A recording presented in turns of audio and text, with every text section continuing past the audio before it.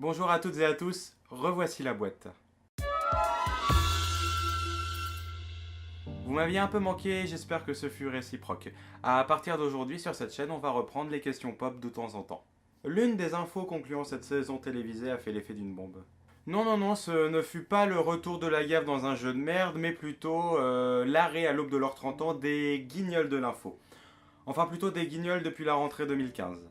Et oui, vous ne le saviez sûrement pas, mais cette année-là marqua un tournant dans l'histoire du programme, et je vous explique très rapidement pourquoi. Printemps 2015, après un habile tour de passe-passe, Vincent Bolloré prend le contrôle de la chaîne cryptée. Et comme son pote Nicolas Sarkozy, il aime pas trop qu'on l'emmerde dans ses affaires.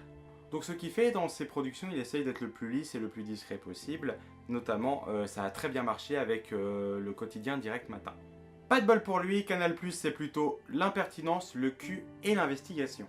Autant pour le cul, ça va, il a touché à rien. Autant pour les deux autres, par contre, il s'est fait plaisir. À cette époque, on nous annonce la censure de Spécial Investigation, l'émission de reportage de la chaîne et la fin des guignols pour la rentrée 2015.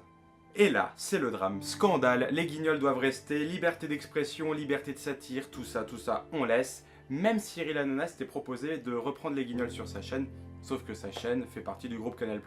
Ce qui est plutôt malin pour le baba. Bolloré se ravise et annonce la reconduction de l'émission pour la rentrée 2015, enfin en réalité plutôt Noël 2015 avec des changements drastiques au sein du programme. Nouvelle formule, fini le JT classique, place à la newsroom, au revoir PPD, bonjour à deux random remplacés rapidement par Jacques Chirac à la présentation, et enfin au revoir les politiques, bonjour les people. Passage aussi du programme encrypté, tant qu'à faire, autant y aller à fond. Tout ça pour internationaliser le programme. C'est sûr que Chirac à la présentation, ça fait très international. Hein. Bon, bref, vous l'aurez compris, on a vidé la substance du programme, on a renvoyé les auteurs, on a réduit les coûts, réduit le temps d'antenne, baladé le programme de Claire à crypter. Bref, à ce moment précis, on a tué le programme. Qui a réellement suivi et apprécié les guignols depuis 2015 ? En moyenne 200 000 personnes contre 1,8 million en 2014. De quoi justifier la suppression du programme, suppression qui d'ailleurs ne perturbe pas grand monde en ce début de l'été. Vous voyez le pouvoir qu'un homme d'affaires peut faire sur une œuvre ? Essayez de méditer là-dessus. Ah puis si ça vous intéresse de le savoir, Spécial Investigation n'existe plus depuis juin 2016. Merci Bolloré.